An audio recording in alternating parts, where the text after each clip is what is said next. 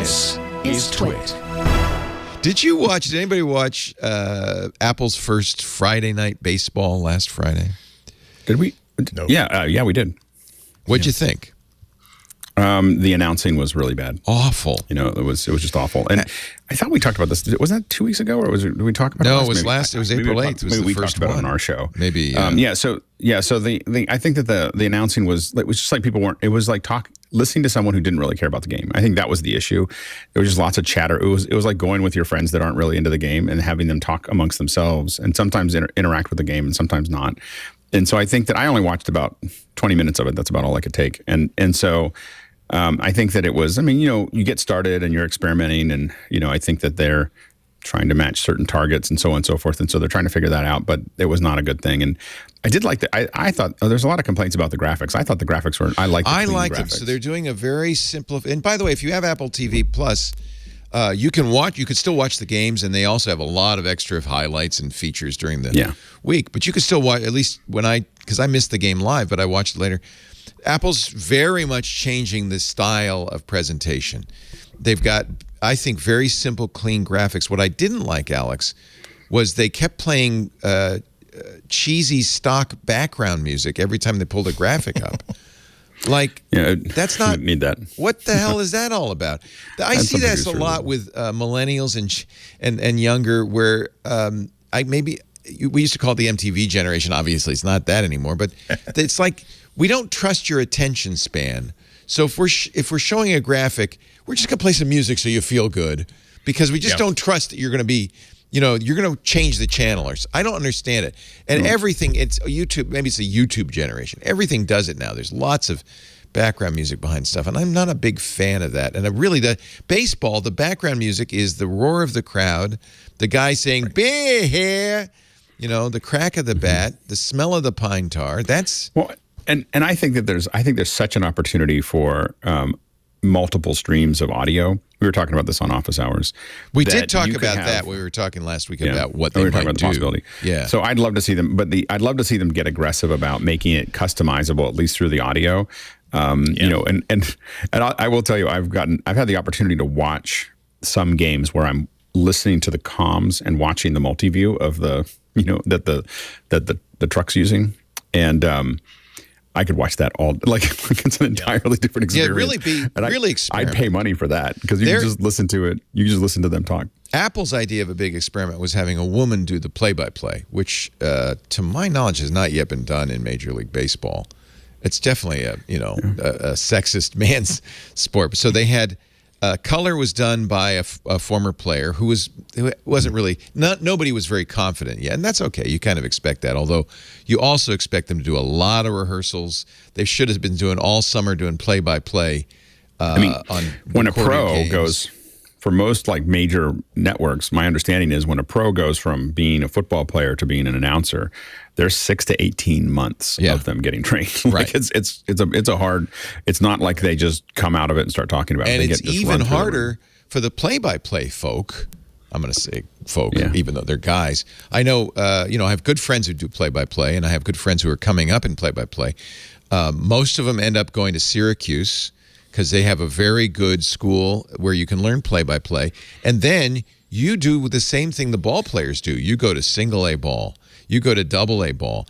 My friend, who's the son of Hank Greenwald. Hank Greenwald was the Giants announcer for decades. His son wanted to get into this, went to Syracuse just like Hank did, and has been working his way up. And at the same time, he's doing play-by-play in the single-A ball. He's selling the ads. He's sweeping out it is a grueling years process, and he still hasn't made it to the majors. It's been more than 10 years. So it takes time. We see this all the time when we're doing live streams with corporations, and they want their seat-level people to do the show, or a marketing person do the show. And I'm like, why don't we get an announcer? I think that we could. Let's call Soledad O'Brien. Yeah. Let's call Leo. Let's call somebody that we can have that has done 1,000 of these, because it takes 1,000 of these to get good at it, and it's just because you have to move the understanding of what you're doing from your frontal lobe to your lower brain, and that just takes time, so that things are just coming out of your mouth while you're watching, and it just is the proper thing, and it's really hard. And I think they underestimated it. I think the big disappointment here is that gosh, if you're doing this through an app where you can do anything you want as a content creator, why are you just simply trying to replicate the TV experience? Are you saying that the way that sports is being broadcast on television is it can't possibly be improved upon?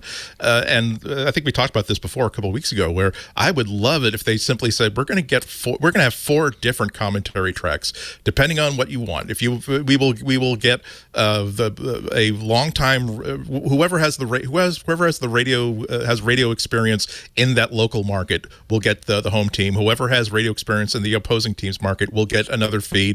We will have a minimal talk sort of thing where someone just says, and that's 2 balls, 2 strikes, and now it's Ferguson coming in to replace the left-hander, because it's like. The number of times where I'm watching a lot of women's college softball on YouTube because I came across the algorithm recommended like a random broadcast, and I just love it, not only because the level of athleticism and the level of play is so high, but also because they're not trying to razzle dazzle. This is like a college a TV station, and they just like give you the information you need. They give it to you in a way that's pleasant, but it's not like there's no like, and now let's have some wanging guitars, as the pictures change. It's like, no, you can hear people shout in the background. That's fine. Give me silence. Let me have my own experience. We did a test with golf where it was for VR, and you could just watch the clean aperture, nothing on the screen. And you could turn the announcer on and off, where you just listen to the crowd and everything else. Yep. And then it put the scoreboard on the other side. So you just look over and see the scoreboard, see what the leaderboard looked like. That's apparently what they did at the Masters. Like, it was just so great. In our chat room, user 8827 said the Masters live stream was great this year. You could turn off the commentary. It was just the sounds of the golf course, the birds, the winds, the crowds, and the sound of the swing. Their app was actually pretty interesting. So the Masters had an app out that was running during it yesterday, it was 2 days ago, and they let you look at groups of holes as well. So you could just go, I just want to watch where this is. Now I didn't see any place where and you could also go back and look at the last time a Tiger Woods or whatever was swinging. You could just follow along and look at all of their hits. So it was really interesting, to put that together. They had a little bit of a, they were playing it safe. So they did this thing where they had 10-second segments, which means that there's a big delay every time you change feeds. But outside of that, it was a pretty interesting approach to a sport. And I think golf in general has been doing, because there's so much time to do other things. It is. I think it's innovated a lot. RNA, that does the Open in the UK, has been doing like live streams to everyone at the location for over a decade. Now, I will say the video is great. To watch it in 4K, and I mean, that was really nice. So maybe the announcers are new. I don't know where they came from. Just maybe it's going to just take a little time for them to settle in. I have to say I'm often very dissatisfied with play-by-play announcers in Major League Baseball and NFL. Some of these people are terrible. I guess it's like getting a good quarterback or a great pitcher. They're few and far between, and when you're the Vin Scullys of the world, just don't come along all the time. Yeah, I mean, I think that understand the value of silence. Yes, there's a rhythm to play-by-play. Well, I think that there's a lot of. I mean, I know that for me, when I watch a football game, there are certain people that I'll watch just because they're calling the show. Like I watch a Steeler game, obviously, and I'll put up with whatever shows up as an announcer. But if I see, on a Sunday, if I feel like watching a game, I just look where Tony Romo is. Romo's great because or Chris Collinsworth. Played recently. I'm not a fan of Collinsworth. Oh, I like him. It took me a while. Yeah, I didn't like him at first. He's no Al Michaels. That's the problem, is that there are these greats, and maybe we're just used to them.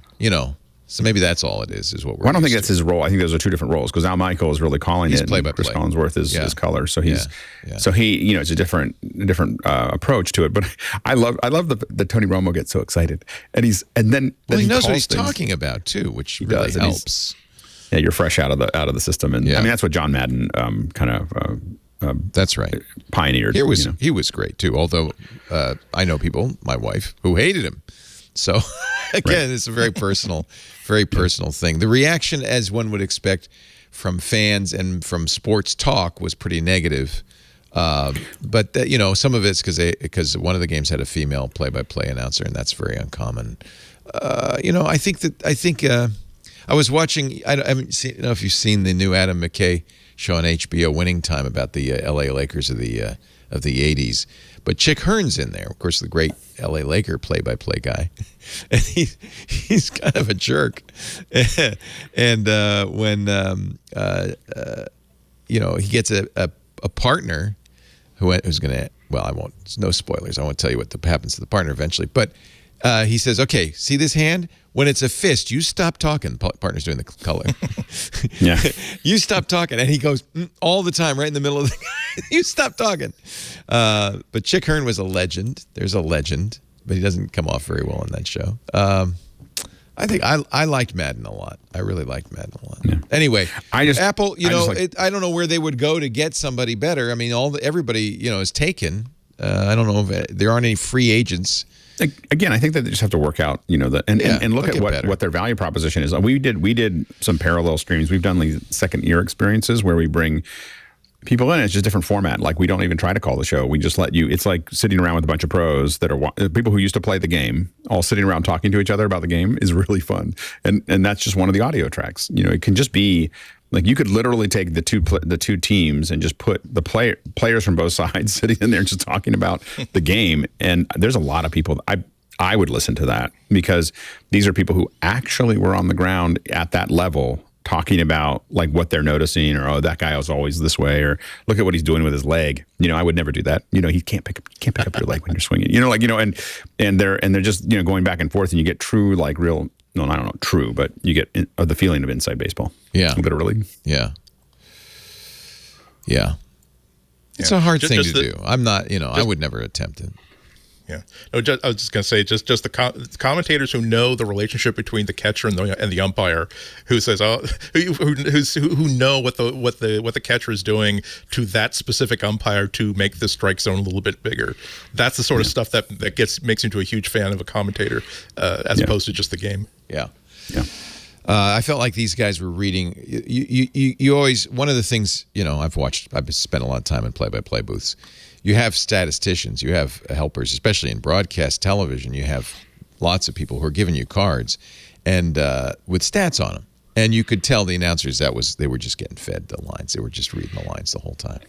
That's fine, but I want some insight. I think again, this is the first time they're going to do it every week for a while. So I'll watch it again. I'll judge them more. Like I might come back in 12 weeks and see like, okay, now where are they? Did they do anything? Yeah. And even the first season may be hard. I mean, the whole first season it's really hard to change gears in the middle. So it may be one of those things like they're going to learn a lot, and then next year will look a lot different. Yeah.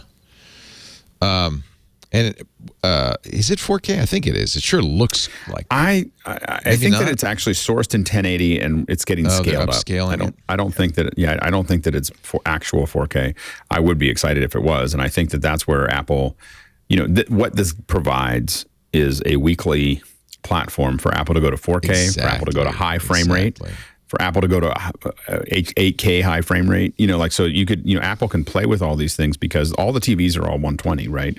And so it's, it's just a matter of releasing a new Apple TV that can do it. Yeah. And then Apple could put out, so that we may be seeing them just experiment. And then, oh, by the way, here's 8K, because that would be really hard for, I've seen a lot of sports at 8K 120 and I've seen baseball at 8K 120. And I can tell you that once you see it, it's really hard to go back. Like it is like, because it just looks like a window, like right in front of you. And it's amazing. And so like, I'm not proposing that films should be 20, they should stay at 24. Yeah. But live events at 8K 120s, and now they have a platform to do it with, and all they got to do is put the cameras out there. Yeah. It did crash too, by the way, in the middle of I didn't see that. I guess I didn't either. People talk about it, but I didn't see it either. Yeah. Because I was watching the replay where it did not crash, so maybe a lot of people were watching. I jumped on it live, and I as a person who does live, anytime someone does something for the first time, I kind of expected it to crash. I expected like a long wait, and so when it popped right up and it was playing well, I was like, they did a pretty good job. Those guys must know what they're doing. Yeah, yeah. What a surprise! I think on balance, you're exactly right. This is a great opportunity for Apple and to do something interesting. So it's worth it, and I'll be watching again every week because I think the picture quality, the graphics do make it fun, and you can always turn the sound off if you want, or pull up the radio if you want the play-by-play from the homers. The problem is, I think that with streaming, we put so much buffer into it, you would be hearing what happened like 30 seconds before. Oh yeah, oh yeah. In fact, I had that question on the radio show: how do I synchronize? And what I would used to do is I would pause my TiVo on the back crack and then wait till TuneIn caught up, and then press play. And then you got them all because synced. TuneIn was really delayed as well, so it was actually audio was actually behind the video on TuneIn. That probably would. I don't know. I'll have to try it. I'll let you know. Funny. I'll let you know.